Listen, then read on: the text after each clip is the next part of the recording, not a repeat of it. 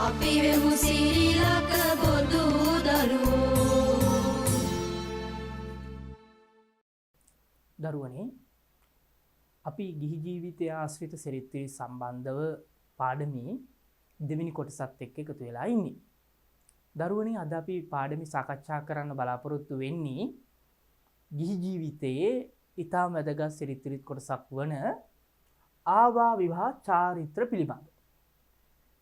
අපේ දරුවෝ දන්නවනේ විවාහ ජීවිතය කියන එක ගිහියෙක්ගේ ජීවිතේ ඊටම වැදගත් සන්ධිස්ථාන අවස්ථාවක්. ජීවිතේ ඊටම වැදගත් අවස්ථාවක්. ඒතර ගිහියෙක් අනිවාර්යෙන් විවාහ වීම සිංහල සමාජයේ අනිවාර්ය අංගයක් බවට පත් වෙලා තිබෙනවා. ඒක විවාහයට අදාළ සිරිත් කොයි ආකාරයකටද තියෙන්නේ කියන එකයි සාකච්ඡා කරන්නේ. අපි මේ පාඩමේදී සාකච්ඡා කරා මතක ඇති දරුවන්ට පෙර කොටසේදී දාරකෝපපත්ති ඉඳලා කුමාර කාලය දක්වා. කුමාර කාලයේදී අධ්‍යාපනය අකුරු කියවීම එතන ඉඳලා අධ්‍යාපනය ශිල්පෝද්ග්‍රහණය නේද? ශිල්පෝද්ග්‍රහණය. එතකොට ඒ ශික්ෂක කාලය අවසන් වෙලා තමයි පුද්ගලෙක් විවාහයට සුදුස්සෙක් වෙන්නේ. විවාහයට සුදුස්සෙක් වෙන්නේ. සාමාන්‍යයෙන් නම් අපේ වෛදික චාරිත්‍රවල අවුරුදු 16 සොළොස්විය සපිරීම විවාහයේ සුදුසුකමක් විදිහට තමයි දක්වලා තිබුණේ. අවුරුදු 16. හැබැයි ඊට පස්සේ කාලයත් එක්ක මේ කාලයේ දරුවනේ වෙනස් වෙනවා. සමාජ සම්මතයන් එක්ක, සමාජ චාරිත්‍ර වාරිත්‍ර එක්ක, සමාජ ඇවතුම් පැවතුම් එක්ක මේක වෙනස් වෙනවා දරුවනේ. ඒක නිශ්චිත වයස් සීමාවක් අපිට හරියට දක්වන්න අපහසුයි. සාමාන්‍ය පුද්ගලෙක් වැඩි වියටපත් වෙලා මේ සුදුසු කාලය සමාජය විසින් තමයි තීරණය කරන්නේ.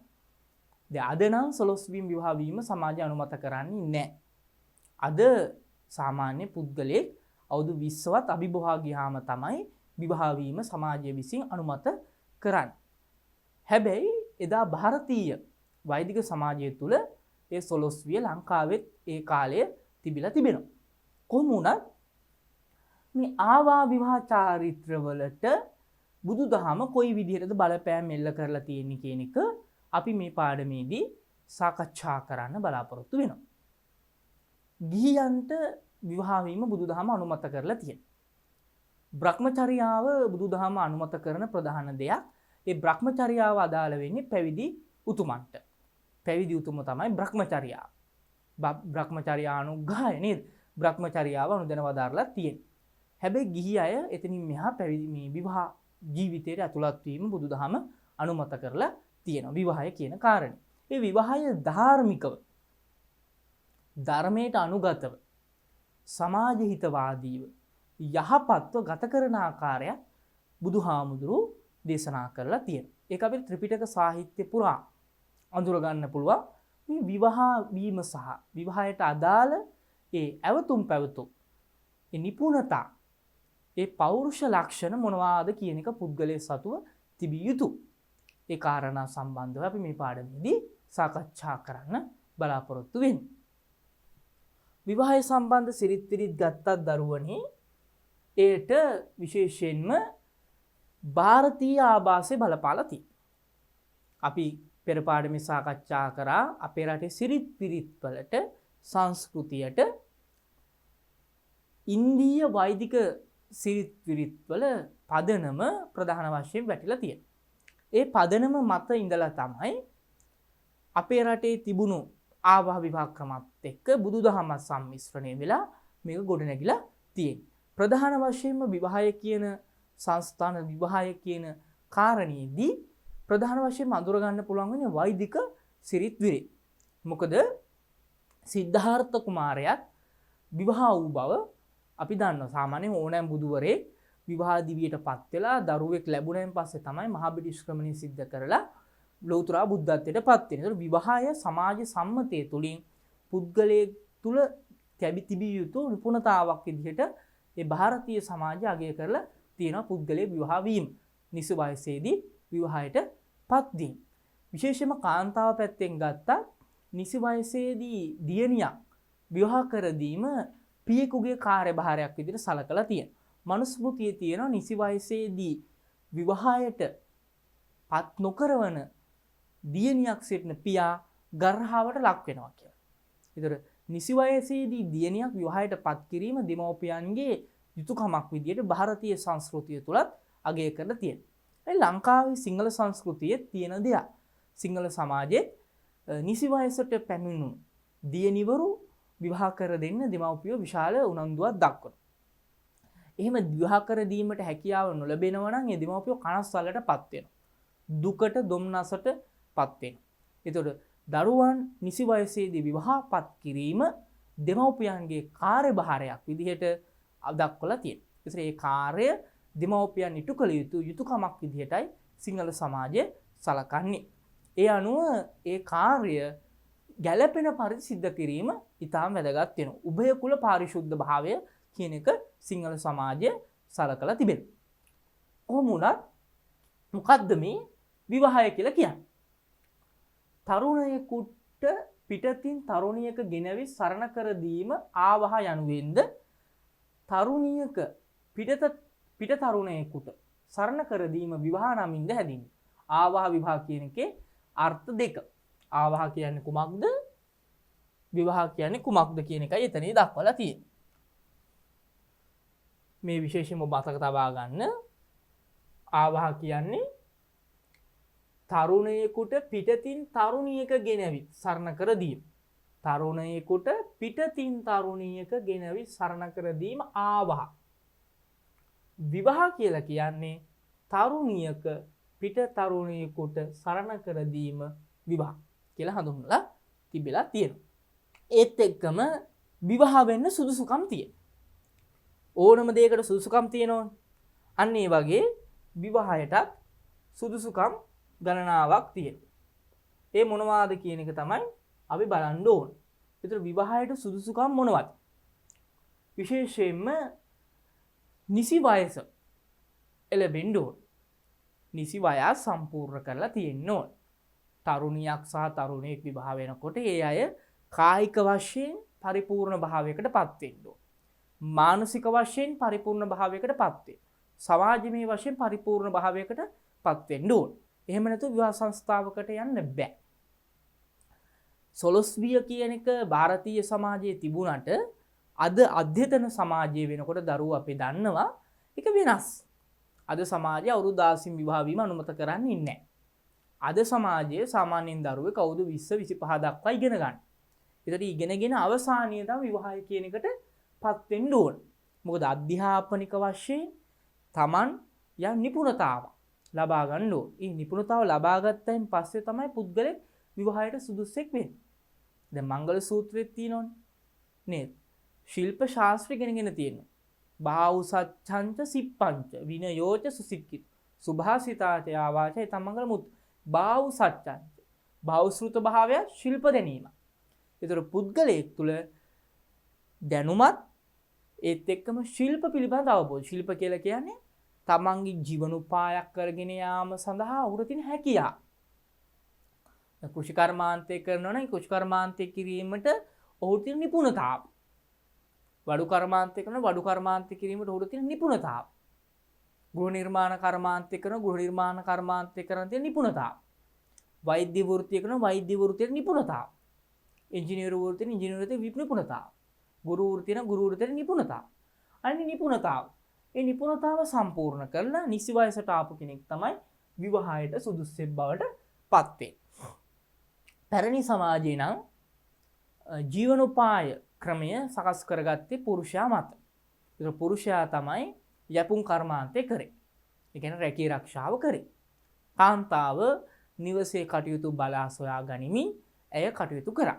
හැබැයි අද අධ්‍යතන සමාජයට වඩා වෙනස්. අද සමාජය කොහොමද? අද සමාජයේ පිරිමි ළමයා ඉගෙන ගත්තා වගේම ගෑල් ළමයාත් ඉගෙනගෙන මේ දෙදෙනාම රැකියා අභිමුඛව රැකියාවක නියුතු වෙමි. පවුලේ ආර්ථිකයට සමව දායකත්වයේ දක්වමින් කටයුතු කරන දෙපළ. එදා සමාජයේ වගේ නෙමෙයි. එදා සමාජයේ පුරුෂයා ආර්ථිකය රැස් කරා, මේ අවශ්‍ය කරන ජීවනෝපාය කරා, කලේ ධනය මුදල් නිවසට රැගෙන ආවා. එය බිරිඳ විසින් කළමනාකරණය කරලා නිවසේ කටයුතු මනාව පවත්වාගෙන ගියා. හැබැයි ඊට වඩා වෙනස් සමාජ තත්ත්වයක් තමයි අද තියෙන්නේ. අද සමාජයේ පුරුෂයා වගේම ස්ත්‍රිය සමකාර්යභාරයක නිරත වෙනවා. ඒතර පවුලේ ආර්ථිකයට සමවදායකත්වයක් ස්ත්‍රී සහ පුරුෂයා කියන දෙදෙනාම දක්වනවා. ඒතර මේ දෙදෙනාගේ සමාජ භූමිකාව කාර්යභාරය එදාට වඩා අද වෙනස්. ඒතර ඒකට බුදුදහම කොහොමද බලපාන්නේ කියන එකත් අපි මෙහිදී සාකච්ඡා කරන්න ඕන වෙනවා. එතකොට දරුවනේ මේ සුදුසුකම විදිහට ගත්තාම විශේෂයෙන්ම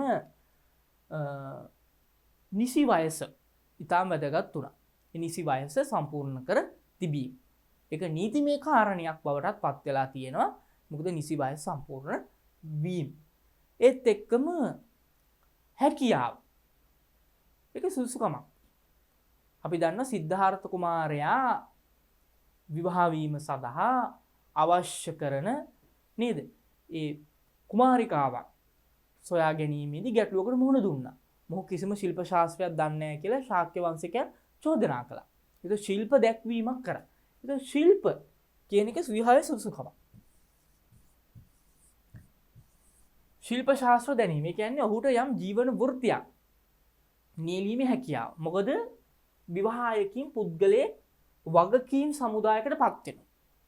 තනිකඩයක් විදිහට නෙමෙයි ඔහු යම් වගකීම් සහගත පුද්ගලෙක් වෙනවා. වගකීම් සහගත පුද්ගලෙක් සහිත වෙනවා.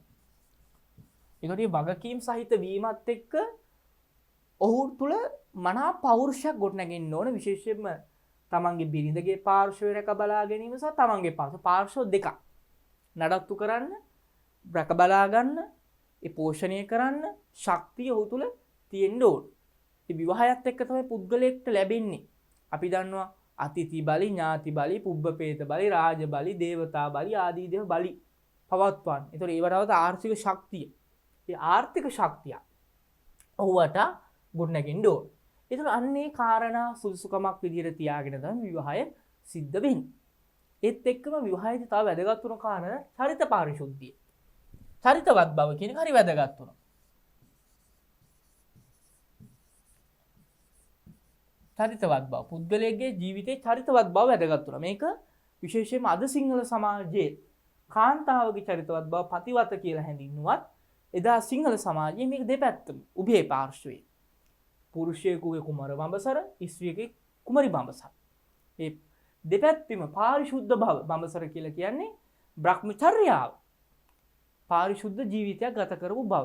ඒතකොට වැදගත් වෙන අපේ ත්‍රිපිටකයේ තියෙනවා සිල්වත් බව වැදගත් උනා. එතනින් මේ අදහස් කරන්නේ සිල් ගන්නවා කියන එක නෙමෙයි. සිල්වත් බව කියලා කියන්නේ කායික වාචසික පුද්ගලයෙක්ගේ හික්මීමක් තියෙනවා. විවාහයට එක සුදුසුකම තමයි හික්මීම. ඒතර හික්මීමක් නැතුව විවාහ සංස්ථාවට ඇතුළත් වෙන්න බෑ.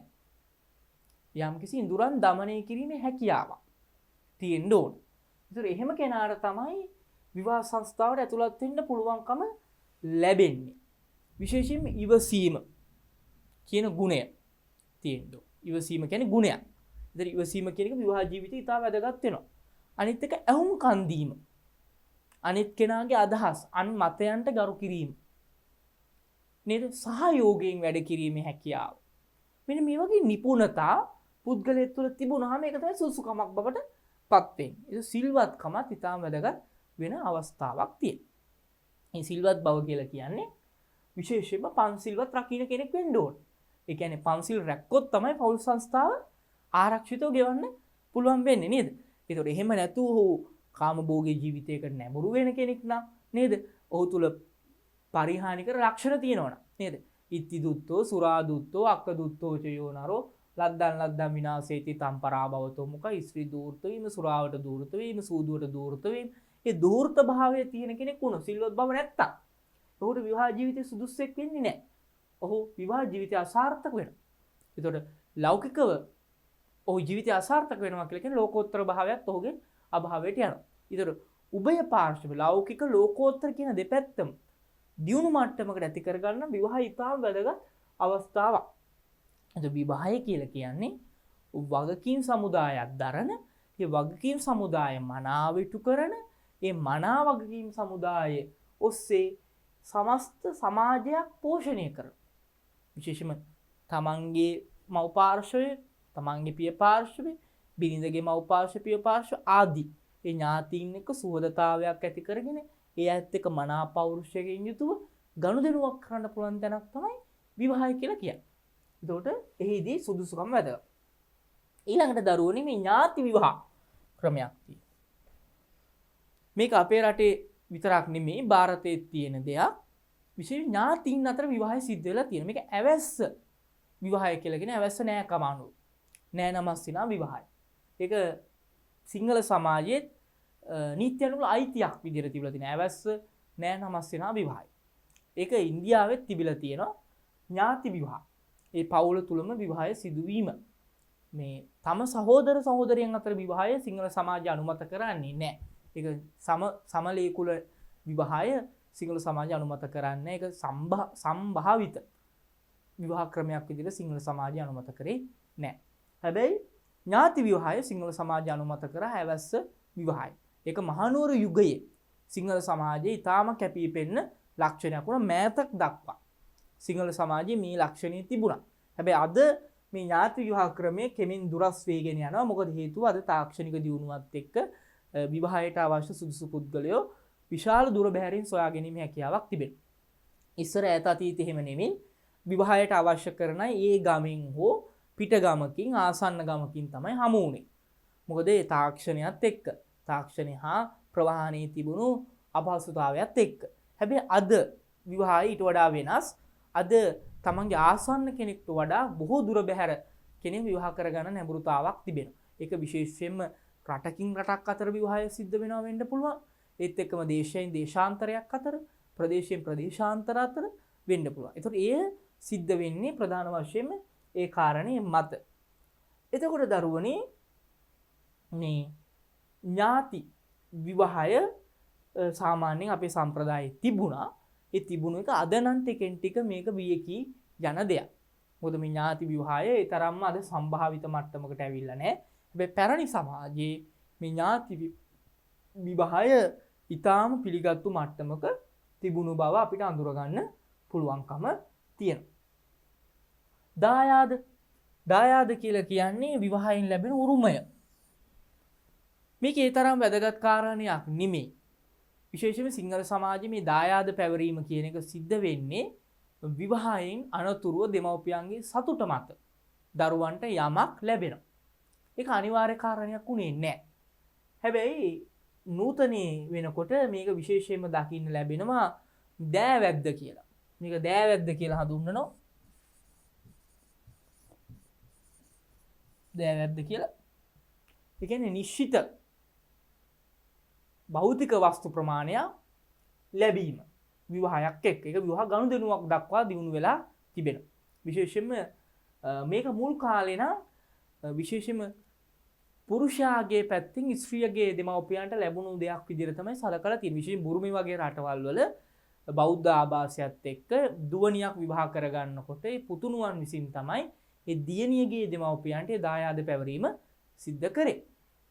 හැබැයි සිංහල සමාජයට වඩා වෙනස් වෙලා ස්ත්‍රියගේ දියණියගේ මනාලියගේ පාර්ශවයෙන් මනාලයාගේ පාර්ශවයට තමයි දායාද ලබා දීම. මනාලයට ලබා දීම තමයි සිද්ධ වුනේ මනාලියගේ දෙමව්පියන් විසින්.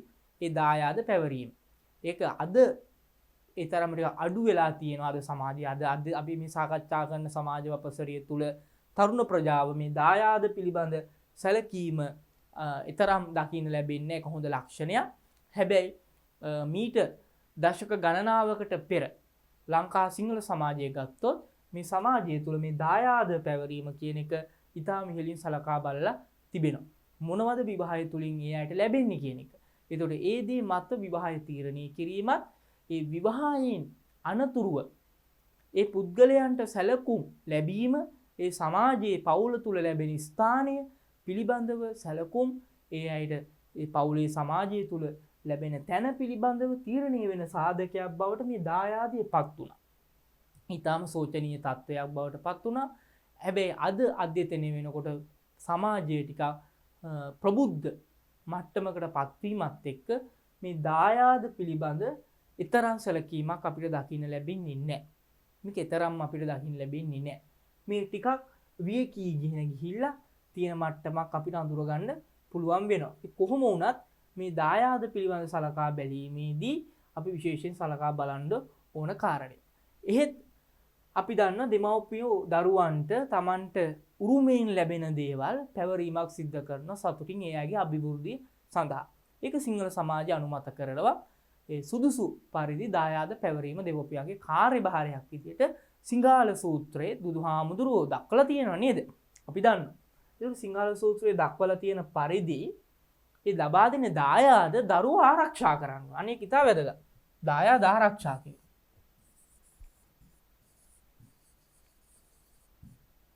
ආරක්ෂා කිරීම හරි වැදගත්. මොකද දායාද ආරක්ෂා කරන්න නැතුව බෑ. ඒ ආරක්ෂා කිරීම කාර්යභාරයක් වෙනවා. ඒවා පවත්වාගෙන යන්න ඒ දායාද වැඩි දියුණු කිරීම දරුවන්ගේ මනා කාර්යභාරයක් බවට පත් වෙනවා. තීරණ ගැනීම. මේ විවාහ ඉතා වැදගත් දෙයක්. තමා විවාහ වන කෙනා සම්බන්ධව තීරණ ගැනීම. සිංහල සමාජයේ කාන්තාවටත් මේ නිදහස තිබුණා. බ්‍රාහ්මණ සමාජයේ විශේෂම පශ්චාත් වෛදික යුගයේ රික් වෛදික යුගයේ නම් නෙමේ පශ්චාත් වෛදික යුගයේදී දරුවනේ මේ තීරණ ගැනීමේ නිදහස තිබුණේ පුරුෂයාට විතරයි. මනාලයට විතරයි. පුරුෂ පාර්ශවයට විතරයි. මනාලියගේ දෙමව්පියන් ගන්න තීරණයට මනාලිය අවනත වෙන්න සිද්ධ වුණා. ඇයට සිතැඟි පරිදි තමා විවාහ වන ඒ කාන්තාව පිළිබඳව මේ පුරුෂයා පිළිබඳව තීරණය කිරීමේ නිදහස ඇයට නැති වෙලා තිබුණා. ඒක ඇයට ලැබුණේ නැහැ. ඒ தত্ত্বය උඩ මේ පුරුෂයාට තීරණ ගැනීම නිදහස තිබුණා. බ්‍රාහ්මණ කෙනෙක් පශ්චාත් වෛදික යුගයේදී රික් වෛදික යුගයේ නම් ස්ත්‍රියට ප්‍රමුඛ තැනක් තිබුණා. හැබැයි මේ ස්ත්‍රිය පිළිබඳ ಭಾರತೀಯ ආකල්පය ක්‍රමානුකූල වෙනස් වීමත් එක්ක පුරුෂයාට තමයි තීරණ ගැනීම නිදහස තිබුණේ. හැබැයි සිංහල සමාජයට වඩා වෙනස්. මොකද බුදුදහමත් එක්ක පෝෂණය වුන නිසා ඒ දෙමව්පියන් ගන්න තීරණය සුදුසුද Tamanට ගැලපෙනවා. Tamante විවාහය කරගෙන යන්න පුළුවන්ද? ඒ තමා සිතන පතන ආකාරය කෙනෙක්ද කියන තීරණය තරුණියට ගැනීමේ නිදහස සිංහල සමාජයේ තිබෙනවා. එතකොට දරුවනේ මේ තීරණ ගැනීමේ හැකියාව ස්ත්‍රියටත් පුරුෂයාටත් කියන දෙදෙනාටම ලැබිලා තියෙනවා සිංහල සමාජය තුල. ඒතර මනාලියටත් මනාලයටත් තමන්ට විවාහ වෙන්න සුදුසු කෙනා කවුද? ඔහු ඇය තුල තිබිතු ගුණධර්ම මොනවද? දැන් අපි දන්නවා අපේ සූත්‍රය ඇතුළේ නකුල මාතා නකුල පිතා නේද? මේ කතා ප්‍රවෘත්තිය ගත්තොත් ඒකේ තියෙන සමචාග, සමපඤ්ඤා, සමසද්ධා, සමසීල. මේ ගුණ හතර පරිපූර්ණ වෙන්න ඕනේ. දැන් ස්ත්‍රියක් මනාලිය තමන්ට විවාහ වෙලා ජීවිතේ ඉතුරු කාලය විවාහයත් එක්ක තමයි පුද්ගලයාගේ ජීවිතේ දීර්ඝ කාලයක් තීරණය කරන්නේ. සාමාන්‍ය අවුරුදු 25ක් විතර කෙනෙක් විවාහ වුණොත් අවුරුදු 75ක් දක්වා අවුරුදු 50කට අධික කාලයක් විවාහ ජීවිතය තුළ ගත කරනවා. ඒක විවාහ ජීවිතය පුද්ගලයාගේ දෙලොව දියුණුවටම හේතු වෙනවා. බුදුදහමට අනුව ගත්තොත් විවාහ ජීවිතය සාර්ථකව පවත්වාගෙන යන කෙනාගේ මෙලොව පරලොව දෙලොවම දියුණුවට හේතු වෙනවා. ඒක විවාහ ජීවිතය යම් කෙනෙක් අසාර්ථක වෙනවා නම් ඔහුගේ පරලොව ජීවිතයටත් හානිකර වෙනවා. ඒතර මෙලොව පරලොව කියන උභය සාධනය සඳහා මේ විවාහය හරි වැදගත්. ඒතකොට එහිදී විවාහ වීමේදී තීරණ ගැනීම. ඒ තීරණ ගැනීමේ දෙපාර්ශ්වයටම අයිතිය තිබෙනවා. සිංහල සමාජයේ මේ අනුමත කරලා තියෙනවා. ඒතකොට සිංහල බෞද්ධ සිරිත අනුව ස්ත්‍රියටත් පුරුෂයාටත් කියන දෙදෙනාට මේ සම්බන්ධ නිවැරදි තීරණ ගැනීමේ අයිතිය ලැබිලා තියෙනවා. මංගල චාරිත්‍ර ගත්තොත් ඒක ටිකක් වෙනස් වෙනවා දරුවනේ. සමහර පළාත් අනුව මංගල චාරිත්‍ර වෙනස් වෙනවා. ඒ පළාතට ආවේනික චාරිත්‍ර ලක්ෂණ තියෙනවා. දැන් මුල් කාලයේ තිබුණු මංගල චාරිත්‍ර ගත්තොත් මේව ප්‍රධාන වශයෙන් ලංකාවේ මංගල චාරිත්‍ර මුල් කාලයේ ගොඩ නැගුණේ වෛදික චාරිත්‍රාත් එක්ක. වෛදික චාරිත්‍රාත් එක්ක ගොඩ නැගුණා. ඒක බුදුදහම ලැබුණාන් පස්සේ මේවට ටිකක් බෞද්ධ ලක්ෂණ මුහු වුණා. මොකද දැන් ඉන්දියාවේ නම් මේ වෛදික විවාහ චාරිත්‍ර ආදී සිද්ධ වෙනකොට එහිදී බමුණු පූජකයෝ ප්‍රමුඛ ස්ථානය ගත්තා. බමුණු පූජකයෝ විවාහයට සම්බන්ධ වුණා. හැබැයි බුදුදහමේ තුල මේ බෞද්ධ ක්‍රමයේ තුල විවාහයට හාමුදුරුවෝ සම්බන්ධ වීමක් සිද්ධ වුණේ නැහැ. භික්ෂුන් වහන්සේලා ඍජුව ඒකට සම්බන්ධ වුණේ නැහැ. විවාහ උත්සවයේ කටයුතු භික්ෂුන් වහන්සේලා අතින් සිද්ධ වුණේ නැහැ. ඒ වෙනස්ම තැනක්. හැබැයි කතෝලික ආගම ඒකම ඉස්ලාම් ධර්මය වගේ ඒ ආගම්වල විවාහය ආගමික සංස්ථාව ඇතුලේ සිද්ධ වෙන කාර්යයක් බවට පත් වුණා. ඒ නිසා ඒ ආගම් ධර්මවල අය තුල ඒ විවාහය සඳහා ආගම ප්‍රබල කාර්යභාරය ප්‍රබල කාර්යභාරයක් සිද්ධ කළා. ඒක විශිෂ්ට කාර්යභාරයක් වෙන්න පුළුවන් ඒ ආගමක් තුලින් සිද්ධ වෙන. දැන් විශේෂයෙන්ම ගත්තොත් අපේ දරුවෝ දැකලා කතෝලික බැතිමතුන් විවාහ වෙනකොට පල්ලිය තුල තමයි චාරිත්‍ර වාර සිද්ධ වෙන්නේ. ඉස්ලාම් බැතිමතුන් පල්ලිය තුල. හැබැයි පන්සලේ විවාහ වීම පැරණි සමාජයේ තිබුණේ නැහැ. හැබැයි අද අධ්‍යතන සමාජය තුල ටිකක් මේක නැඹුරු වෙලා තියෙන වෙන සම්බන්ධයක් මත හෝ මේ පන්සල තුල විවාහ වීම දකින්න ලැබෙනවා. පන්සල තුල විවාහ වීමේ නැඹුරුවක් ප්‍රවණතාව දකින්න ලැබෙනක හොඳ ලක්ෂණ තිබෙනවා. ඒතර පන්සල තුල විවාහ වෙනකොට අද අධ්‍යතන විවාහය තුල තියෙන ඒ සුරාව ආදී දුරාචාර බොහෝ ලෙස දුරලමින් නේද සුචරිතවත් විවාහයක් සිද්ධ කර ගැනීමේ චාරිත්‍ර ධර්ම සම්පූර්ණ කර ගැනීමේ හැකියාවක් තිබෙනවා. ලංකාවේ ප්‍රසිද්ධ විහෙර විහාර ආශ්‍රිතව ඒ කාරණේ සිද්ධ වෙනවා. විශේෂයෙන් මේ පන්සලේ විවාහ වීම කොරියාව වගේ මහායාන රටවල් වල මේක දකින්න ලැබෙනවා. කොරියාව වගේ රටවල් වල විශේෂයෙන් පන්සල ආශ්‍රේ විවාහය සහ විවාහයේ ඡායාරූප ගැනීම කාරණා සිද්ධ වෙනවා. අදත් විවාහයේ ගොඩක් දුරට මුල් තැන දීලා තියෙන මේ ඡායාරූපකරණය නේද? ඡායාරූප ගැනීම. ඒක ඡායාරූප ගැනීම නොවේ විවාහයේ ප්‍රධාන අර්ථය වෙන්නේ ඒ ඊට වඩා එහා ගියපු දෙදෙනෙක් අතර සිදුවන අන්‍යෝන්‍ය පාර්ශ්ව දෙකක අතර සිදුවන අන්‍යෝන්‍ය ඥාති සම්බන්ධයක් විවාහයක් ගොඩනැගෙන. ඒ අලුත් වන ඥාති සම්බන්ධය හඳුනා ගැනීම, ඒ ඥාති සම්බන්ධය තීර්ව කර ගැනීමට අවශ්‍ය කරන ශක්තියක් විවාහය තුලින් ලැබෙන්න ඕන. හැබැයි අද විවාහය තුලින් සිද්ධ වෙන්නේ මේ දෙපාර්ශ්වයේ තියෙන බලපුලුවන්කාරකම්. ස්ත්‍රියක් මනාලියගේ පාර්ශවය අභිභවා යාමට මනාලයාගේ පාර්ශවයක්, මනාලයාගේ පාර්ශවය අභිභවා යන මනාලියගේ පාර්ශවය විදිහට මේ බලය අභිභවා යාම, ධනය නිරූපණය කිරීම, තමන්ගේ තේජස්විය නිරූපණය කිරීම, තමන්ගේ බල පරාක්‍රම නියෝජනය කිරීම, ඒ සමාජයට ප්‍රදර්ශනය කිරීමේ අවස්ථාවක් විදිහට විවාහය අද ඇවිල්ලා තියෙනවා. ඒතකොට විවාහයට අසංකරණ ප්‍රබල දේශපාලන චරිත වෙන්න පුළුවන්. ඒ අය ගෙන්නන්නේ තමන්ගේ බලය, තමන්ගේ සමාජමය ස්ථානීය සමාජ තත්ත්වය නිරූපණය කිරීමේ දෙයක් විදිහට. ඇත්තටම විවාහය කියන්නේ එහෙම එකක් නොවේ. සිංහල සමාජයේ සිංහල සංස්කෘතිය තුළ ඒක ඊටාම සරල චාරිත්‍ර ධර්ම ගොඩක් තමයි තිබුණේ. විශේෂ මහනුවර යුගයේ විවාහ චාරිත්‍ර වලට ගියාම අපිට පේනවා ඒ සරල චාරිත්‍ර ධර්ම මාර්ගයක් ඔස්සේ තමයි ගොඩනැගෙන්නේ. ඊටාම සරලයි. දැන් අද නම් මේ ඊටාම සංකීර්ණ වෙලා තියෙනවා විවාහ චාරිත්‍ර ධර්ම. සාමාන්‍ය පැරණි සිංහල සමාජයේ නිවස තුල තමයි විවාහය සිද්ධ වෙන්නේ. විශේෂයෙන්ම මනාලියගේ නිවස තුල. අද ඒ ඊට වඩා වෙනස් වෙලා නිවසින් විවාහය බැහැර වෙලා ඒ වෙනම මංගලෝත්සව පවත්වන හෝටල්, ශාලා ආදී ස්ථානවලට එක විතැන් වෙලා තිබෙනවා. ඒතකොට නිවසින් පරිබාහිර කාර්යයක් විදියටයි විවාහය අද සමාජයේ ස්ථානගත වෙලා තිබෙන්නේ. එතකොට දරුවනේ විවාහ චාරිත්‍ර වලට මුල් කාලේ මම අර පෙර සඳහන් කරා වගේ වෛදික චාරිත්‍ර, වේදයේ උගන්වන වෛදික චාරිත්‍ර ධර්ම බලපාලා තිබුණා. ඒත් එක්කම මේ වේදයේ උගන්වන මේ වෛදික චාරිත්‍ර ධර්ම වලට අමතරව අපේ සිංහල සමාජයේ තිබුණු විවාහ චාරිත්‍ර, විශේෂයෙන්ම බුදුදහම එන්න පෙර විවාහ මංගලෝත්සවයක් තිබුණු බව තියෙනනේ මහා වංශේ. කුවේණිය සම්බන්ධ ප්‍රවෘත්තියේදී විජය රජු ලංකාවට ආපු දවසේ සිරසවස්තු පුරයේ මංගලෝත්සවයක් තිබුණු බව මහා වංශයේ තියෙනවා. ඒතර මංගල උත්සව අවස්ථා විවාහ උත්සවයක් අපේ රටේ පැරණි ක්‍රිස්තු පූර්ව 6 වන සියවසේ ඉඳලා තිබිලා තියෙනවා. ක්‍රිස්තු පූර්ව 6 වන සියවසේ ඉඳලම තිබිලා තියෙනවා. ඈත අතීතයේ ඉඳලා. බුද්ධහම ලැබෙන්නට පෙර එහිදී මංගල බේරි වාදනය, නර්තනය ආදී දේවලුත් තිබුණු බව සඳහන් වෙනවා. එතකොට බලන්න ඒ විවාහ මංගලෝත්සවය ආර්ය ධර්ම කියන වෛදික චාරිත්‍ර වාරිත්‍ර වලට අනුකූලව පවත්වන්න ඇති කියලා අපිට අනුමාන කරන්න පුළුවන්. එතකොට බුදුදහම ලැබුණෙන් පස්සේ මේ මිහිදි විශේෂයෙන් වෛදික චාරිත්‍රවලදී බ්‍රාහ්මණය ප්‍රමුඛ වුණා. ඒතකොට බ්‍රාහ්මණ ධර්මානුව බ්‍රාහ්මණ චාරිත්‍ර අනුව තමයි මේ විවාහ චාරිත්‍ර සිද්ධ වුණේ. බ්‍රාහ්මණ චාරිත්‍ර ධර්ම, හින්දු චාරිත්‍ර ධර්ම අදත් අපිට විවාහයේ අපිට අඳුර ගන්න පුළුවන්. විවාහ උත්සවයක ගොඩක් තියෙන්නේ ඒ ආශ්‍රිත හින්දු ආදී චාරිත්‍ර ධර්ම වල ශේෂ. ඒක මොකද බුදුදහම විවාහයට ඍජුව බලපෑවේ නැති විවාහ චාරිත්‍ර ධර්ම වලට හේතුව මේ භික්ෂුව විවාහයට සම්බන්ධුනේ නැහැ. විවාහ මංගලෝත්සවයට සම්බන්ධුනේ නැහැ. බුදුදහම හිම එකක් තිබුණෙත් නැහැ.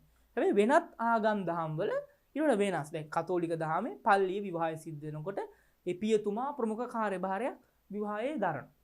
එතකොට හින්දු බැතිමතුන්ගේ ඒ ආගමික නායකින් මේ ප්‍රමුඛ කාර්යභාරයක් මේ මන්ත්‍ර ස්තෝත්‍ර ගායනයේදී ඒ යාගාදී කටයුතු ඒ මංගල චාරිත්‍ර ධර්ම සිද්ධ කිරීමේදී ප්‍රමුඛ තැනක් දරන. ඉස්ලාම් ධර්මෙත් එහෙම. ඉස්ලාම් ආගමෙත් එහෙම. හැබැයි බෞද්ධ ක්‍රමයේ ඊට වඩා ටිකක් වෙනස්. මේ ගිහියන්ගේ මේ සිරිතට භික්ෂුව ඍජු මැදිහත් උනේ නැහැ. හැබැයි බුදුදහමේ ආభాසය සහ ඒකේ බෞද්ධ මේ බුදුදහමේ ආශිර්වාදය යටතේ තමයි මේ විවාහ ධර්ම සිද්ධ උනේ. එතකොට දරුවනේ මේ මංගල චාරිත්‍ර ධර්ම විශේෂයෙන්ම අපි 18 වන සීවස්සේ ඉඳලා වගේ ගත්තොත් 18 වන සීවස්සේ ඉඳලා වගේ ගත්තොත් මේවට විශේෂයෙන් බටහිර සිරිත්‍රිත් බලපාන. මොකද ලංකාව පෘතුගීසි, ලන්දේසි, ඉංග්‍රීසි කියන බටහිර ජාතීන්ගේ යටත් විත්‍යාවක් බවට පත්වීමත් එක්ක විශේෂයෙන්ම 1815 කඳුරු රට ඉංග්‍රීසියෙන් යටත් කර ගැනීමත් එක්ක මුළු දිවයිනම ඉංග්‍රීසි පාලනයට අතුවීමත් එක්ක අපේ රටේ විවාහ සිරිත් විරිත් වලට විශේෂයෙන් බටහිර සිරිත් විරිත්, බටහිර චාරිත්‍ර ධර්ම බලපාන. බටහිර චාරිත්‍ර ධර්ම බලපාන. ඒ බටහිර චාරිත්‍ර ධර්ම කොයි ආකාරයකද බලපාන්න ඇත්තේ කියන එක අපි බලන්න ඕන. බටහිර චාරිත්‍ර ධර්ම කොයි විදිහටද බලපෑවේ කියන එක. එතකොට දරුවනේ මේ බටහිර චාරිත්‍ර ධර්ම වෙනස්ම මුහුණුවරක් ගත්තා. විශේෂයෙන්ම අපේ රටේ සංස්කෘතිය, අපේ රටේ පරිසරය, අපේ රටේ ආහාර පාන රටාවට වඩා වෙනස් මුහුණුවරක් තමයි ගත්තේ. දැන් අපේ රටේ අපේ දරුවෝ දන්නවා විවාහ මංගලෝත්සවයක පළවෙනි පෝරුවෙන් බහැලා කිරිබත් කැපීමේ චාරිත්‍රය තිබුණා. ඒ චාරිත්‍රය අද කේක් කැපීමේ චාරිත්‍රය. ඒක බටහිර විවාහ මංගල චාරිත්‍රය. එතකොට විවාහයේදී මනාලිය සහ මනාලයා අඳින ඇඳුම් පැළඳුම් මුල් කාලයේ තිබුණේ සිංහල ආර්ය ඇඳුම්. ආර්ය සිංහල ඇඳුම. හැබැයි අද එය බටහිර පන්නේ ඇඳුම් පැළඳුම් වලට විකාශනය වෙලා තිබෙනවා. ඒ බටහිර වෙන්න පුළුවන්, දකුණු ඉන්දිය සංස්කෘතිය වෙන්න පුළුවන්, උතුරු ඉන්දිය සංස්කෘතිය, විවිධ සංස්කෘතීන් වල බලපෑම එල්ල වෙලා තිබෙනවා. එතකොට ඒ සංස්කෘතිය මම පෙර සඳහන් කරා මතකනේ දරුවන්ට. මොකද සංස්කෘතිය කියන්නේ වෙනස් වෙන එකක්. එක විදිහට පවතින එකක් නෙමෙයි. ඒකට විවිධ ජාතීන්ගේ විවිධ ආගම් වල විවිධ ලක්ෂණ එකතු වෙනවා.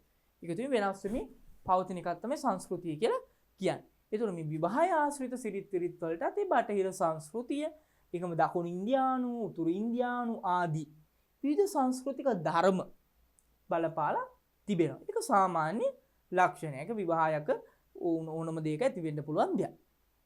එතකොට විවාහයක සාමාන්‍ය විවාහ මංගලෝත්සවයේ සිංහල සමාජය නම් සංවිධානය වුණේ ගෙදර මනාලියේ. පෝරුවේ චාරිත්‍ර ආදී ප්‍රධාන තැනක් ගත්තා. අද නම් විවාහයේ ප්‍රධාන වශයෙන්ම ලියාපදිංචිය. මොකද පැරණි සිංහල සමාජයේ ලියාපදිංචියක් තිබුණේ නැහැ නේ දරුවනේ. නේද? විවාහය ලියාපදිංචි කිරීමේ සම්ප්‍රදායක් තිබුණේ නැහැ. හැබැයි අද ඊටම වැදගත් තමයි ලියාපදිංචිය. නීත්‍යානුකූල විවාහ වුණාද කියන එක තහවුරු කරන්න පුළුවන් වෙන්නේ විවාහ සාතිකයක් තියෙන. ඒතර මේ සහතිකේ ලියාපදිංචි කිරීම තමයි විවාහයේ ඊටාම වැදගත් නීත්‍යානුකූල භාවය ලැබෙන තැන. හැබැයි පැරණි සිංහල සමාජයේ තිබුණේ විශ්වාසය මත. විශ්වාසය මත තමයි විවාහයේ නීතිය ලියකියවිල්ලකින් ඒක තිබුණේ නැහැ. ඒක දෙදෙනෙක්ගේ හදවත් තුළ ඇතිවන කැමැත්තත් ඒත් එක්ක ඥාති පාර්ශවයන්ගේ පැමිණීමත් එක්ක ඒ සියලු දෙනාගේ විශ්වාසයත් එක්ක දෙදෙනෙක් විවාහයටපත් වෙනවා. ඒක සමාජ සම්මුතියෙන් තමයි මේ නීත්‍යානුකූල භාවය ලැබුණේ. ඒක සමාජ සම්මුතිය. සමාජයේ සම්මුතියෙන් අනුමත කරන මේ දෙන තමයි විවාහික යුවල කියන එක සමාජ සම්මුතිය. ඥාතීන් අතර, දෙමව්පියන් අතර, ගමේ පුරවැසියන් අතර ඇතිවන සම්මුතිය. හැබැයි ලියාපදිංචියත් එක්ක බටහිර ක්‍රමයක් එක්ක නීත්‍යානුකූල භාවයක්. දෙදෙනෙක්ට දෙදෙනෙක් නීතියෙන් බැඳීමක්. ඇති වෙන. ඒත් නීත්‍යානුකූල භාවයක් විවාහයට ලැබෙනවා. ඒක නීත්‍යානුකූල භාවයක් විවාහයට ලැබීමත් එක්ක එය වෙනස්ම තලයක ස්ථානගත වෙනවා. එතකොට එය දික්කසාද දක්වා යනවා. මොකද පැරණි සමාජයෙන් දික්කසාද කියලා જાතියක් තිබුණේ නැහැ. මොකද නීත්‍යානුකූල බැඳීමක් නොතිබුණාට පුද්ගලයන් අතර සමාජමය බැඳීමක් තිබුණා. මොකද සමාජ සම්මුතියේ බැඳීම මේ නීත්‍යානුකූල ලියාපදිංචියට වඩා ප්‍රබල වුණා. මොකද පුද්ගලයා සමාජමය සත්වයෙක් නිසා සමාජයට වග කියන්න, ඒ සමාජයට වගකීමෙන් යුක්තව බැඳී ඉන්න සමාජයේ මිනිසු මේ වගකීමක් තිබුණා. ඉතින් සමාජ වගකීම මේ ලියාපදිංචියේ නීතිමය වගකීමට වඩා ප්‍රබලයි. ඉතින් ඒ වගකීම මත මිනිස්සු අතර මේ විවාහයත් එක්ක දික්කසාදේ කියන කාරණේ තිබුණේ නැහැ. හැබැයි නීත්‍යානුකූල ලියවිල්ලක් මත පදනම් වුණු විවාහයක් තුලදී එය ලියකියවිල්ලකින් වෙනස් කර ගැනීමේ හැකියාව තිබුණා. එතකොට එය නීතිමය ලියකියවිල්ලකින් එකතු වීමටත් නීතිමය ලියකියවිල්ලකින් වෙන්වීමටත් කියන තැනට ආවා. එතකොට ඒ සමාජමය වගකීමක් සමාජමය සම්මුතියකට වඩා නීතිමය සම්මුතියක් දක්වා ආවා. ඒ නීතිමය සම්මුතිය සමාජයේ අයහපතටත් ඒ විවාහ සංස්ථාවේ දෙදරා යෑමටත් ප්‍රධාන වශයෙන් බලපාලා තියෙනවා. මොකද සිංහල සමාජයේ මෙහෙම එකක් තිබුණේ නැහැ. ඒක සමාජ සම්මුතිය මත ගොඩනැගුණු සම්බන්ධයක් තමයි තිබුණේ. එතකොට දරුවනේ මනාලියගේ නිවසේ තමයි මේ විවාහ උත්සවය සංවිධානය වුනේ.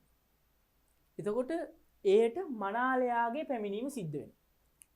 දැන් ගැළපෙන පාර්ශ්ව බලලා තමයි මේ විවාහය සිද්ධ වෙන්නේ. ඒක විවාහයට පෙර විශේෂයෙන්ම මේක විශේෂයෙන්ම දෙමව්පියෝ සොයා බලලා කෙනෙක් හොයලා දෙනවනම් පළවෙනි මේ මනාලයාගේ නිවස මනාලයාගේ පාර්ශ්වය මනාලියගේ නිවසට ගිහිල්ලා ඒ අයගේ සැප දුක බලලා ආහාර පාන ආදී භුක්ති විඳලා සතුටටපත් වෙලා ආවෙන් පස්සේ අප මනාලියගේ පැත්තේ මනාලයාගේ නිවසට යනවා. ගිහිලි වටපිටාව බලලා නේද අවබෝධයක් ලබාගෙන තමයි විවාහයට දින නියම කරගන්නේ. ඒක තීරණය කරන්නේ ජ්‍යොතිෂයට. නිකන් නෙමෙයි. දෙදෙනාගේ පොරොන්දම් බලන. නේද? ජන්මපත්‍ර කේන්ද්‍ර කොපි අරගෙන ඒවා පරීක්ෂා කරනවා. සිංහල සමාජයේ තිබුණු සිරිතක්. ඒ කොතෙක් දුරට මේ ප්‍රායෝගිකද කියන එක ගැටලුව නෙමෙයි. ඒ සාමාන්‍ය සිංහල සමාජයේ තිබුණා. මොකද ජන්මපත්‍ර පරීක්ෂා කිරීම. ඒ ජන්මපත්‍ර පරීක්ෂාව තුලින් ඒ පොරොන්දම් පරීක්ෂා කරලා සුදුසුද කියන එක තීරණය කරා. ඒක එක්තරා සාධකයක් විතරයි. ඒ මත විවාහය ගොඩ නැගුණේ නෑ සිංහල සමාජයේ. එය චාරිත්‍ර ධර්මයක් විදිහට මිනිස්සු බලනවා. බලලා ඒ සුදුසු වයසට පැමිණුණු අය නිසි පරිදි විවාහය සිද්ධ වෙනවා. එහිදී විශේෂයෙන්ම තමන්ට ගැළපෙන අය තමයි තෝරගත්තේ. විශේෂයෙන්ම කුලය නෙමෙයි ඊට බැලුවේ තමන්ගේ වෘත්තියට ගැළපෙන වෘත්තියක් කරන අය තමයි තෝරගත්තේ. මොකද මේ සමාජයේ පැවැත්මට ඒ අයගේ පෞල් සංස්ථාවේ දියුණුවට ඒ බලපාපු නිසා. ඒතර ඒ අනුව මේ මනාලයාගේ පැමිණීම සිද්ධ වෙනවා මනාල පාර්ශවයයි.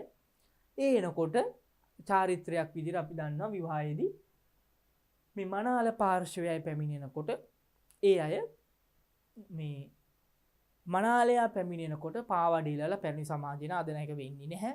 පිළිගන්නේ මනාලියගේ බාල සොහොයුරෙක් විසින් පාදෝවණය කිරීම සිද්ධ කරනවා. මොකද ඉස්සර අතීතයේ පාදෝවණය ඊටාම චාරිත්‍ර ධර්මයක් විදිහට තිබුණා. අදත් හාමුදුරුව වඩනකොට පාදෝවණිය තිබුණා. සිංහල සමාජයේ ස්වාම පුරුෂයා බෙලට කුඹුරට ගිහිල්ලා ගෙදරට එනකොට රැකී ආරක්ෂාවලට ගිහිල්ලා එනකොට පාදෝවණේ. ඒ කියන්නේ පාද පරිචාරිකා කියලා කිව්වේ. පාද පරිචාරිකා කියලා පාදෝවණ සිරිත තිබුණා. ඒ චාරිත්‍ර ධර්මය අනුව පාදෝවණය කරනකොට ඒ පාදෝවණය කරන ජල බඳුනට මනාලයා විසින් මුද්දක් ගල් අල්ලපු මුද්දක් දාන සම්ප්‍රදායක් තියෙනවා. අදටත් චාරිත්‍ර ධර්මයක් විදියට පැවැත්වෙනවා. ඒත් එක්කම මේ පාවඩෙලන කෙනාටත් ඒ මුද්දක් ලබා දීමේ සම්ප්‍රදායක් තියෙනවා. අද පාවඩෙලීම සිද්ධ වෙන්නේ නැහැ. හැබැයි අර පාදෝවණය කිරීමේ චාරිත්‍රය පවතිනවා.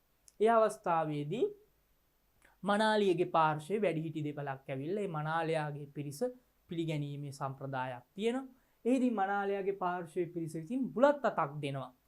ඒ සම්ප්‍රදාය අදනන්නේ බුලත් අතේ බුලත් කොළ ගාන අනුව තීරණය කරන්න පුළුවන් විවාහ උත්සවයට පැමිණෙන මනාලයාගේ පාර්ශ්වයේ අය කොපමණද කියලා.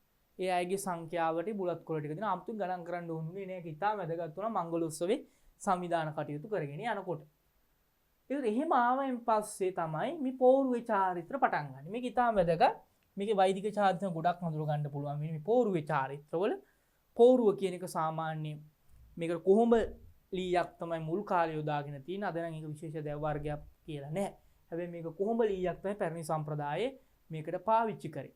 පාවිච්චි කරලා ඒ මත පිරුවටයක් කෙලලා වී පොල් කියන්නේ ලෙලි ගසූ පොල් ඒත් එක්කම සමහර පල්ගොඩ පළාත්වල නම් මෝල් ගහක් ආදී දේවල් තියෙනවා බුලත් ආදී දේවල් කියලා මේ මංගල සම්මත වස්තු තමයි ප්‍රදර්ශනය කළ පුන්කලස් හතරක් පත්තු කරලා නේද මේ පෝරුව සකස් කරන්නේ ඒක චාරිත්‍ර ධර්ම වලට අනුකූල අද නම් පෝරුව විවිධ හැඩතල විවිධ වර්ණවත් භාවය ඒක විවිධ මෝස්තර නේද විවිධ ආකාරයට ඒක පෝරුව තුල පෙර අපේ පැරණි කලා ශිල්ප නිරූපණය වෙන විදිහට බටහිර කලාව නිරූපණය වෙන විවිධ විදිහට මේක නිර්මාණය කරගෙන තිබෙනවා. ඒතර පෝරුවෙන් වෙන්නේ අර චාරිත්‍ර ධර්ම ඉෂ්ට කරන මණ්ඩපයක් නිර්මාණය වෙනවා. මේ මණ්ඩපයක් ආකාරයට තමයි පෝරුව කියන එක නිර්මාණය වෙන්නේ. මේක විශේෂයෙන් පෝරුව අර පිරිත් මණ්ඩපේ වගේ නැගිනිට මුහුණලා තමයි මේ පෝරුව නිර්මාණය කරන්නේ. නැගිනිට මුහුණලා. මොකද නැගිනිට හරි වැදගත්.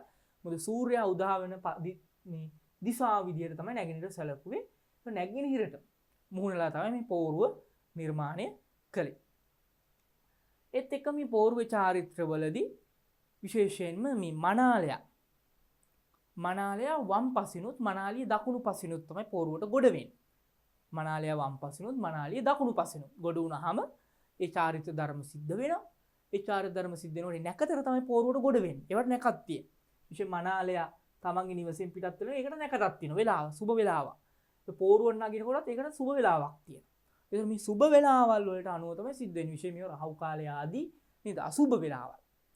දුරල නිසි වෙලාවක්. ඒ වෙලාව තීරණය කිරීම ඉතා වැදගත් වෙනවා. මොකද වෙලාවට වැඩ කිරීම. විවාහ උත්සවයක වෙලාවට දෙපාර්ශ්වයට නියමිත නිශ්චිත වෙලාවක්.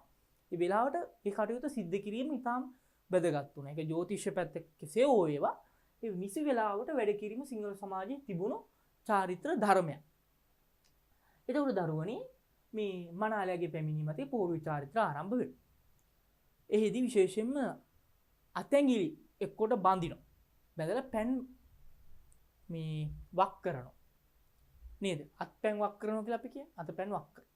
එහිදී විශේෂයෙන්ම මනාලියගේ දකුණු ඇතේ සුළඟිල්ල මනාලයාගේ වම් අතේ සුළඟිල්ලත් එකතු කරලා පිරිත් නූලක් පන්සලෙන් පිරිත් නූලක් ගෙනවලා මේක බෞද්ධ ආభాසයෙන් දැන් අද නම් සමාජයේ විවාහ උත්සවයකට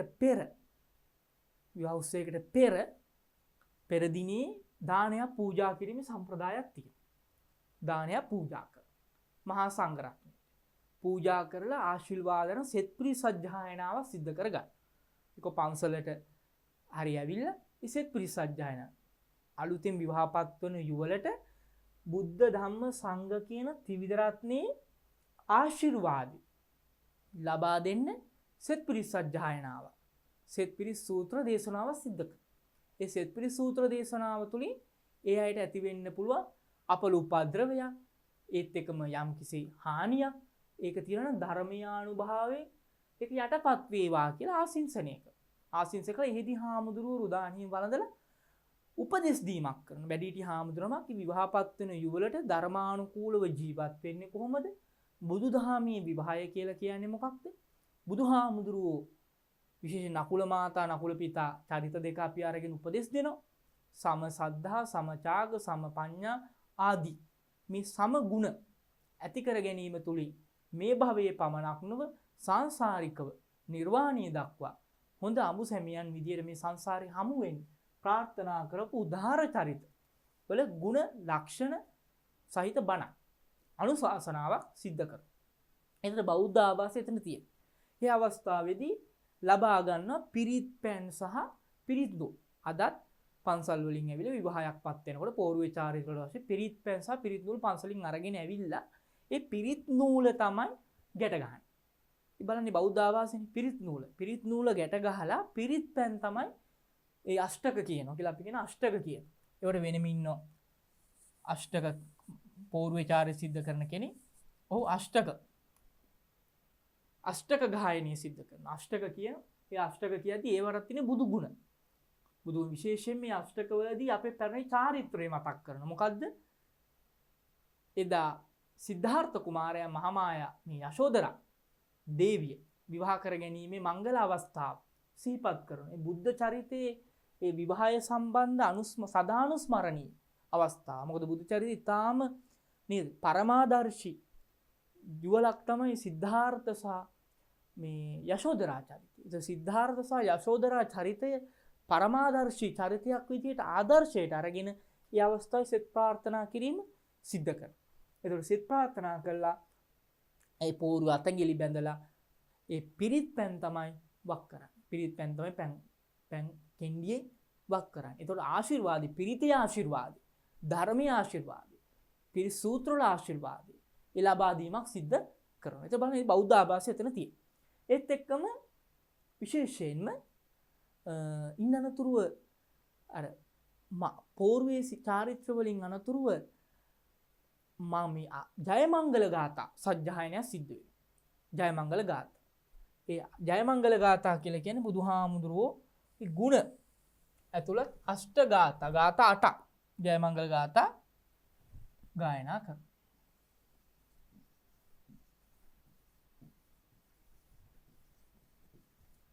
ජයමංගල ගාථා සජ්ජායනය කරමු. ගාථා 8ක්. අද නම් මේ ගාථා 8ම විවාහ උත්සවවල සජ්ජායනා කරන්නේ ගායනා කරන්නේ ඒ කාලය ප්‍රමාණවත් වෙන විදිහට ගාථා කීපයක් කියනවා. හැබැයි අවසානක අනිවාර්යෙන් අවසාන ගාථාව සජ්ජායන සමේ ගායනා කිරීම සිද්ධ කරනවා. මේ ඊටාම අද නම් තනුවක් දාලා මිහිරට සංගීතයත් එක්ක ගායනා කරන ඉස්සර එහෙම නෙමෙයි. ඒතර කොහොම නම් මෙතන බුද්ධ ධම්ම සංඝ කියන ත්‍රිවිධ රත්නයේ ගුණ විශේෂ බුදුහාමුදුරන්ගේ ගුණ නේද? නාලාගිරි දමනය නේද? චිංචිමානමිකාවගේ සිද්ධිය. ඒතර බුද්ධ චරිතයේ බුදුහාමුදුරුවෝ ඒ ගුණ නිරූපණය කරපු වැදගත් අවස්ථා තමයි මේ ජයමංගල ගාථාවල තියෙන්නේ. ඒතර ඒ අවස්ථා අනුස්මරණය කරමින් ආශිර්වාද කිරීමක් මේ ජයමංගල ගාථා ගායනයේ ලැබෙනවා. ඒතර ඒකත් බෞද්ධ මුහුණුවරක්. ඒතර ඒක තුලින් විශේෂයෙන් මේ ජයමංගල ගාථාවල තියෙන අභියෝග ජයගත් විදිහ නේද? දැන් බුදුරජාණන් වහන්සේ නාලාගිරිය ඇතුලේ අභියෝගය ජයගත්තු විදිය. ඒත් එක්කම නේද? අඟුලිමාල ඒත් එක්කම චිංචිමානිකා බලන නිന്ദා ප්‍රශංසා වලින් නොසලී ගතකරු තාදී ගුණය. ඒතර මේ ජයමංගල ගාථාවල තියෙන්නේ පුද්ගල නිපුණතා. විවාහයට පත්වන දෙදෙනාට මේ ගාථා නිකන් සජ්ජායනය කිරීම නෙමෙයි.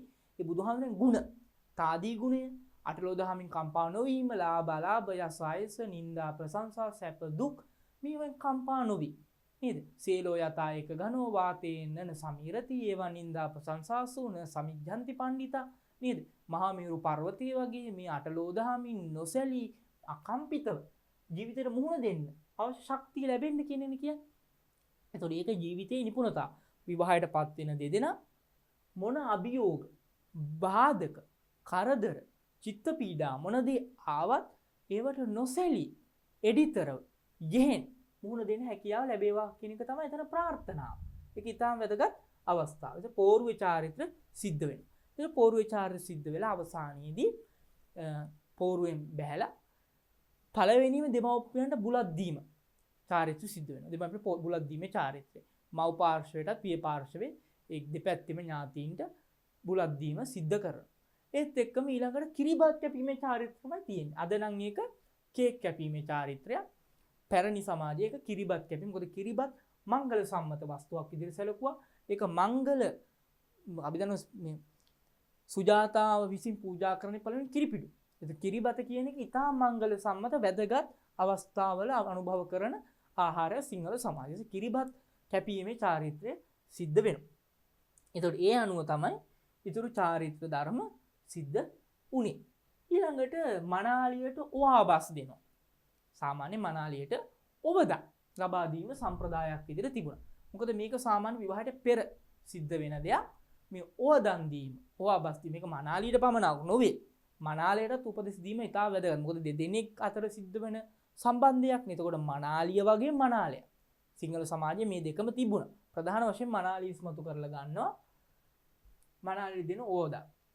නොකියා සිය හිමිට නැතිවද උතුරු සලුපට ගමන් ඉක්මන් කොට නොයන් නුඹ වසන්ගෙන් පිටතට. ඒ කියලා කියන්නේ මේ උපදේශයක්. ඉතින් විවාහ සංස්ථා දෙදරා යන්න පුළුවන් කාරණාවලින් විවාහය රැක ගන්න උපදේශයක් දෙනවා. නොකියා සිය හිමිට තමන්ගේ ස්වාමියාට නොකිය කොහෙවත් යන්න එපා. නැතිවද උතුරු සලුපට. ඒ කියන්නේ ඉස්සර සමාජයේ රෙද්ද හැට ඇඳුම් සමාජය තුල උතුරු සලුව මේ තවත් ශරීරය ආවරණය වීමේ නේද? සලුවක්. ගමන් ඉක්මන් කොට වේගෙන් නේද? නොයන් නුඹ වසන් ගෙන් පිටත. ගෙදරින් එළියට යන්න එපා. කාටද? ස්වාමියාට කියන්නේ නැතුව. ඒක ස්වාමියාට කියලා යෑමේ සම්ප්‍රදාය. ඒක අදට සිංහල සමාජයේ තියෙන එකනේ. ස්වාමියාට කියලා තමයි ගෙදරින් යන්නේ. ඒ යන ගමනේදී තමන්ගේ ආරක්ෂාව සලසා ගනිමින් යා යුතුයි. ඒක තමයි කියන්නේ නැතිවද උතුරු සලුපට. උතුරු සලුපට නැතුව යන්නේ ඒක ඇඳුම පැළඳුම පවා නේද? ඒ තමන් බාහිර එළියට යනකොට ඇඳුම පැළඳුම පවා නිශ්චිත සුදුසු පරිදි වස්ත්‍ර පරිහරණය නේද?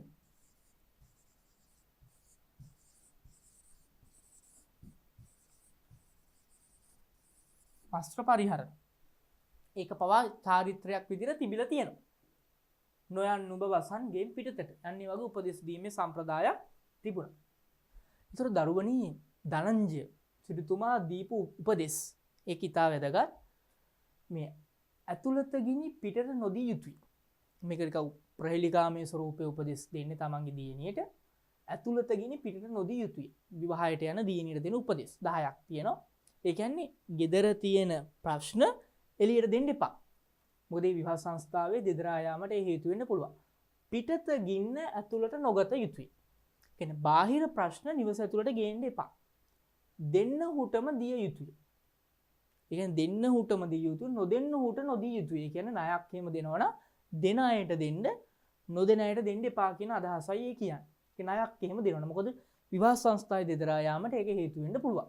ඊළඟට දෙන්නහුටදම නොදෙන්නහුටද දිය යුතුයි. ඒ කියලා කියන්නේ සමන බ්‍රහ්මනාදීන්ට දන් දීම. එතන අදහස් කරන්නේ දානෙ.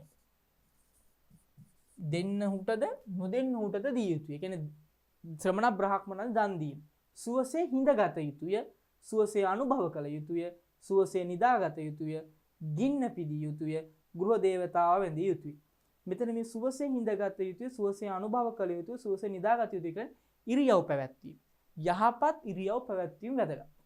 මොකද ගෑල් ළමෙක් වාඩි වෙන විදිය, ආහාර අනුභව කරන විදිය, නිදා ගන්න විදිය ප්‍රියමනාප වෙන්න ඕන. ඒක ස්වාමියාගේ ගෞරවය ලබන්න, ප්‍රියමනාප බව ලබන්න හේතු වෙන කාරණා. ඒතකොට සුවසේ හිඳ ගන්න ඕන, සුවසේ අනුභව කරන්න ඕන, සුවසේ නිදා ගන්න.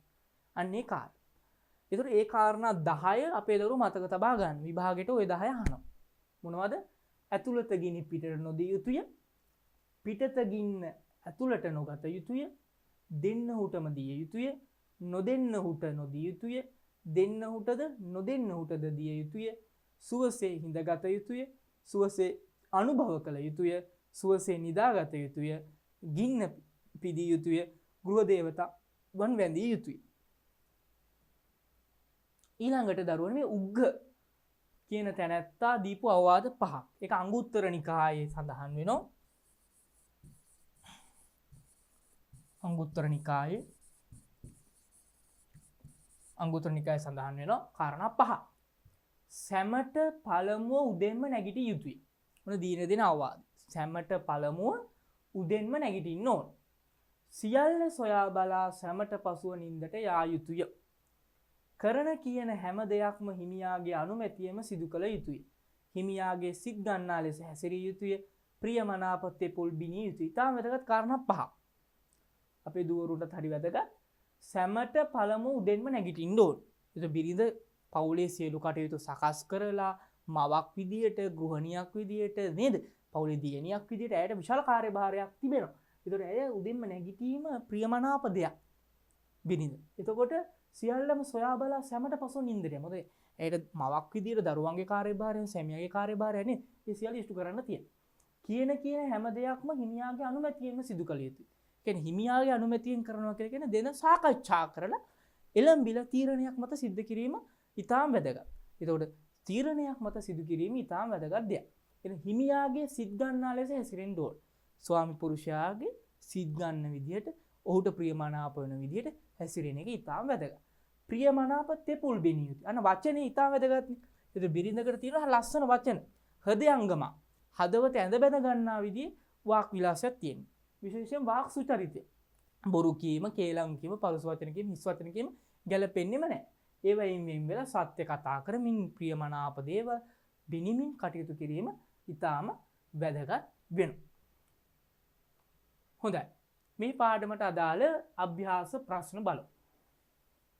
සිංහල විවාහ චාරිත්‍රවල බෞද්ධ මුහුණුවර පැහැදිලි කරන්න. ඒක සිංහල විවාහ චාරිත්‍රවල බෞද්ධ මුහුණුවර කියලා ගත්තාම දරුවනේ අර අපි පෙර සඳහන් කරා වගේ ඔබ මේ ප්‍රශ්නෙට පිළිතුරු ලියනකොට ඔබ එකතු කරගන්න ඕන සිංහල බෞද්ධ සිරිත් විරිත් වලට කොයි විදිහට බුදුදහම බලපාලා තියෙන්නේ. විශේෂයෙන් වෛදික සිරිත් විරිත් බලපාලා තියෙන එක ඔබ සඳහන් කරන්න. වෛදික චාරිත්‍ර බලපාලා තියෙනවා. වෛදික චාරිත්‍ර වලට අමතරව සිංහල සිරිත් විරිත් බෞද්ධ ආభాසයේ විවාහයට පෙර පිරිත් කියන එක, ජයමංගල ගාථා, පිරිත් නූල, පිරිත් පැන් වලින් මේ අත්පැන් වක් කිරීම ආදී දේවල්. මේ දේවල් ඔබට එකතු කරගන්න පුළුවන් මේදී. ඒත් එකම අෂ්ටකවල තියෙන බුදු ගුණ. බුද්ධ චරිතයේ අවස්ථා අෂ්ටකවල හිම තියෙන.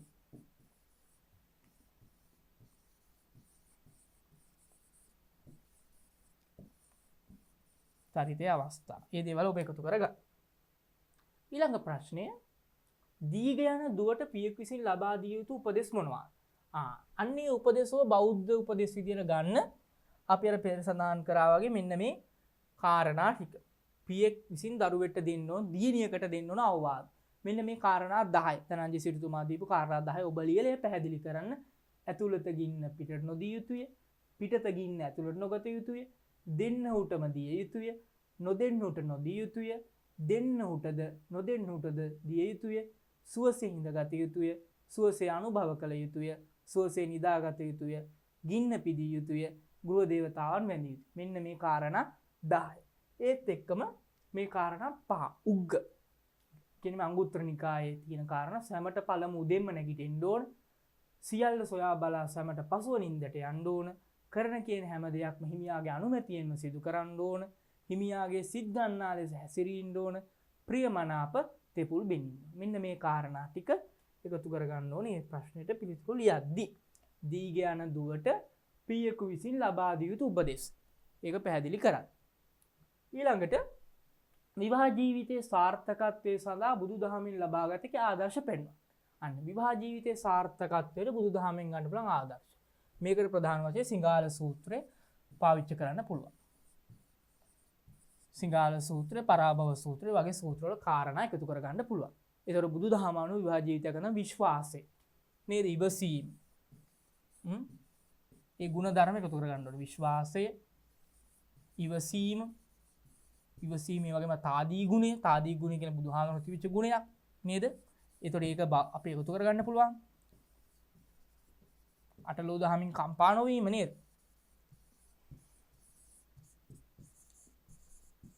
අටලෝ දහමින් කම්පා නොවීම. ලාභාලාභ සම ඉවසීම. මෙන්න මේ කාරණා එකතු කරලා විවාහ ජීවිතයේ සාර්ථකත්වය සඳහා බුදුදහම ලබාගත හැකි ආදර්ශ පෙන්වා දෙයි. එහෙනම් දරුවනේ මේ ප්‍රශ්න වලට ඔබ පිළිතුරු සපයන්න අපි මේ පාඩමේ ඉදිරි කොටසෙන් හමු වෙමු. සබ්බදානං ධම්මදානං ජිනාති. සියලු දානයන්ට වඩා ධර්ම දානය උතුම් වන්නේය යන උතුම් බුදු වදන පසක් කරමින් දහම් පාසල් අධ්‍යාපනය ලබන සුවහසක් දුවා දරුවන්ගේ දහම් ඇස විවර කරමින් සම්බුද්ධ ශාසනයේ චිරස්ථිතිය උදෙසා ධම්මික පෙරේරා, ෆ්‍රැසිලා පෙරේරා පදනම මගින් සිදු කෙරෙන මහඟු සමාජ සත්කාරයයි TP දහම් පාසල් අධ්‍යාපනය.